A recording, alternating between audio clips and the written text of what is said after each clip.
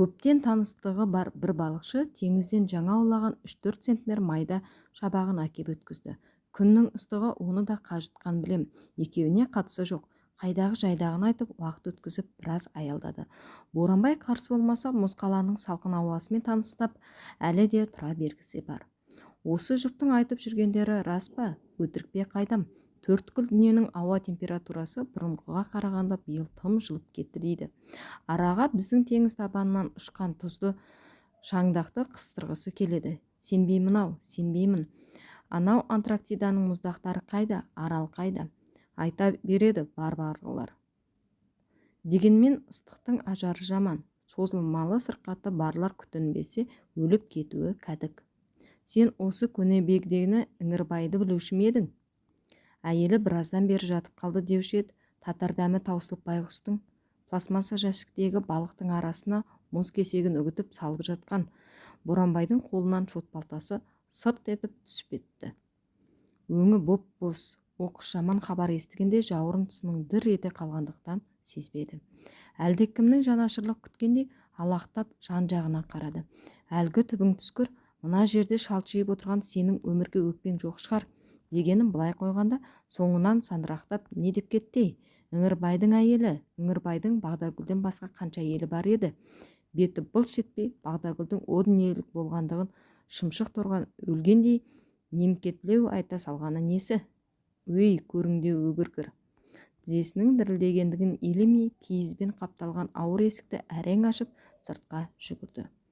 Сорыңды ұрайынның есі дұрыс па? Бағдагүлдің қазасын Боранбайға өстіп те естірте ме екен? Боранбай мен Бағдагүлдің арасында мейлі қанша жерден адам айтқысыз аптап үйірсе де, мейлі қанша жерден көз аштырмайтын қарлы боран соқса да, ыстыққа ұрынбайтын, суыққа тоңбайтын мәңгілік махаббат жырынан азды-көпті хабары болған соң, әрі Боранбай да бүйтіп талтаңдап жүре бермесін. Ара-тұра мұның да сағын сындырып қойғанымыз жөн шығар. Әдейі айтты ма? Түсіне алмашы. Көз алдынан бұлдырап сағым жүгірді. Мең-зең түзге шықса, мұз қаланың киізбен қапталған есігін қымтап жауып кететін Боранбай асығыстан ба, әлде өз-өзін билей алмаған әлсіздіктің әсері ме, бұл жолы жертөленің аңқиып ашық қалғандығын аңғармады. Балықшы алыс ұзамапты, жетіп барып желкесіне жабысты. Сен, рас болса әлгіңді тағы қайталашы. Боранбайдың былайғы күнгі Боранбайдың бет әлпетіне ұқсамайтын әлем топырақ күйзелістен сезіктенсе керек. Ол да кішірейіп желкесіне жабысқан арбиған саусақтарды әрең ажыратты. Сен немене жынданғанбысың? Өлімнің өтірік болғандығын қайдан көріп ең? Артыңның қайырын берсін. Соншалық қапырған қайсатындай Іңірбайдың әйелімен қандай жақындығың бар еді? Айта жаздап, артынша тілін тістеп, ол өз жөнімен кете барды. Боранбай бойындағы болмашып қуат күшті мына жан-жақтан анталаған аптап ыстыққа еш қарсылықсыз өз қолымен бере салғанды, алға жылжыса басы айналып құлайтындай сіңіріне ілініп бір орында сілейіп әлі тұр. Қалайша? Ыстыққа шыдамайтын Бағдагүлдің жүрегі ауырмаушы ма еді? Қайран Бағдаш, Бағдагүл, сенің маған елден ерекше бөліп беретін болмаса да, бұл дүниеде барлығыңның өзі, тікейіп жүргендігіңнің өзі мен үшін баға жетпес сүйеніш, тіреуші еді ғой. Енді не болды? Шыным, сен мен туралы ойлама, онда шаруам жоқ. Осынша жасқа келгелі сенің де құдіретіңнің барын түсіне алмаған ақмақтығымды айтсаңшы. Мына 5 күндік тірлікте жүрегіңнің езіліп, бір адамның амандығын тілеп жүрегіңнің өзі неге тұрады? Әрине, мен сорлы да жұрт таңғалатындай тау қопарып тастамаған болармын, бірақ біреулерге азды-көпті жәрдем тигіземін анық. Олар әрине артынша алғыстарын жаудырады. Сонда мұның Бағдагүлдің адресінен бағыштасаңдаршы, деп ішімнен мың қайтара сенің тілеуіңді тілейтінімді сен қайдан білейін деп ең? Енді білмейтін жаққа шықтың. Ойпыр-ау, Боранбайдың көкірегінен ақтарылған әлгіндей сөз маржандардың әлдекімнің тыңдағаны қайдан өкінішті. Мұнан артық салыстыру ойында қайдан келсін? 7 қат жер астындағы бұлақ көз жинала келіп, жанды жеріне иней шу тигенде ашыған қымыздай тығыннан аспанға атып кеп жібермеуші ме еді? Құдай басқа салмасын. Білмей жүрсе, Боранбайдың тұла бойы тұлғасынан небір толағай толғаныстардың алтын кеніші екенде, қай тұстан шығып жатқанына таңы бар, және артық кемі жоқ төгіліп түскен. тіркестер. Бағдаш, Бағдагүл-ау, сен мені қайда тастап кеттің деп кінәлаудан аулақпын. Бәлкім мұнша таусылу маған да жараспас. Сен біреудің некелі жарысың. Ыңырбайды сүйдің бе, сүймедің бе, о жағын қайдан білейін. Әйтеуір шұбыртып 5-6 бала тапқаныңнан хабардармын. Оның бәрі түгендеу маған не керек?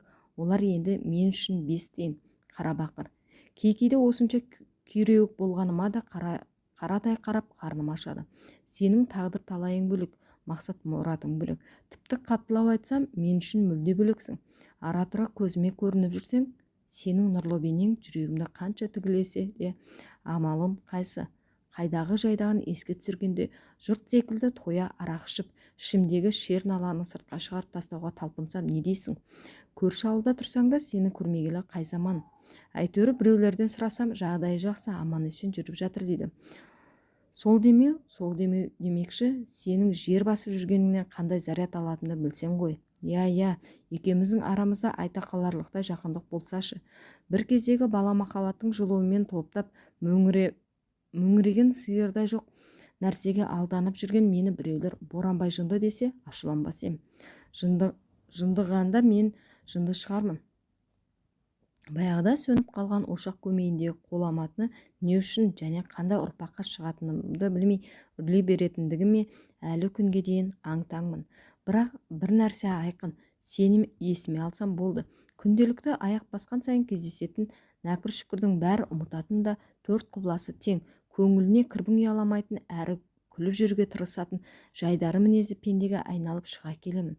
Сол сенің алғаш рет қып-қызыл ерніңнен сүйгеніңдегі алған ләззат күллі өміріме жарайтын тырнақтай атом энергиясы секілді.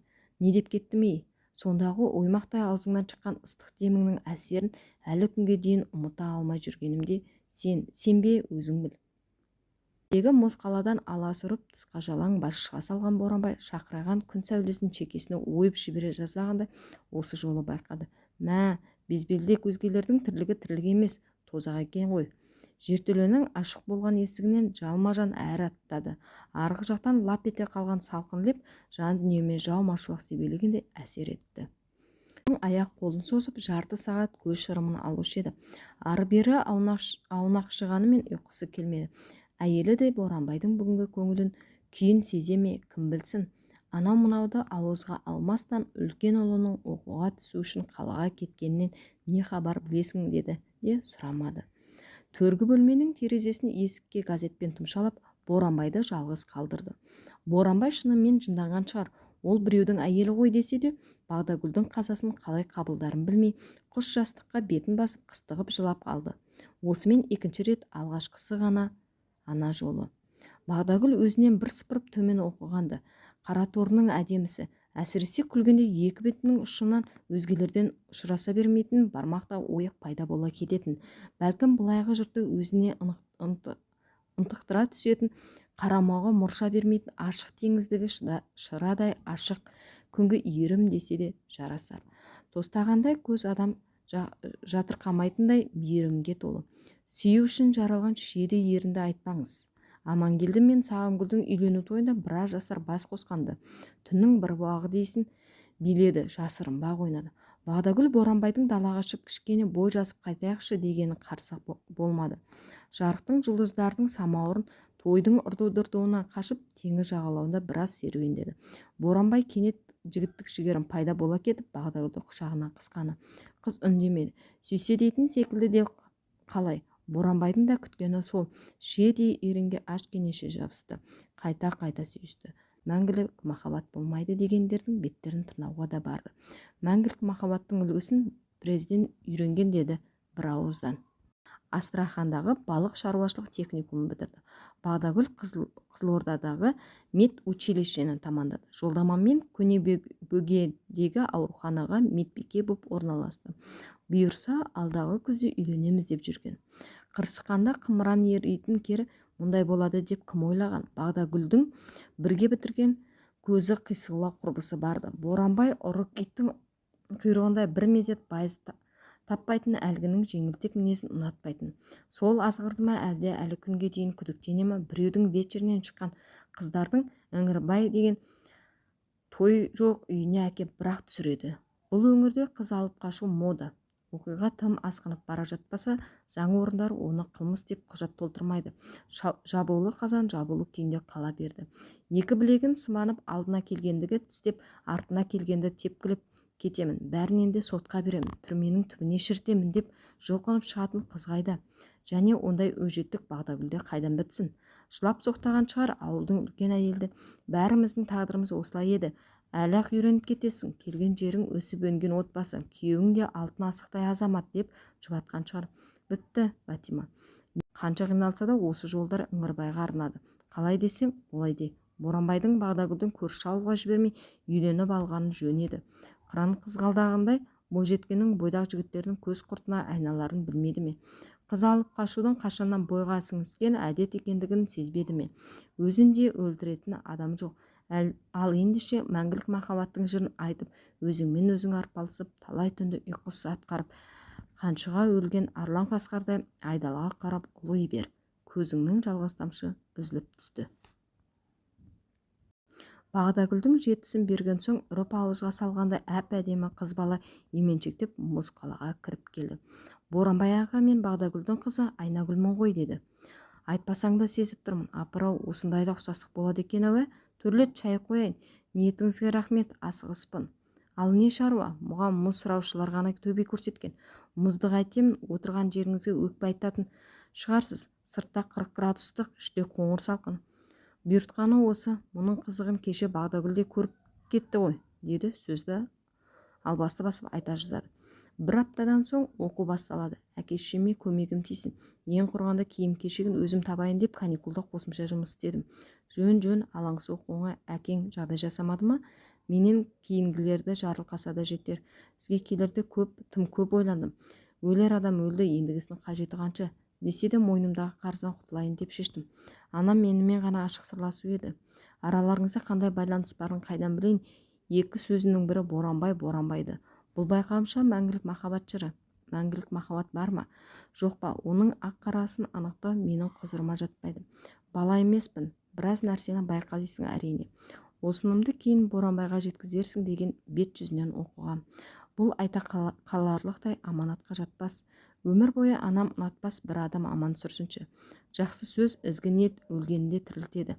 Үнемі мұз қаланың ішінде жүресіз. Ең болмаса бойыңыз жылы жүрсін деп мұны әдейі айтып жатырмын. Ал мен жүрейін. Боранбайдың арқа басы жеңілденіп сала берді.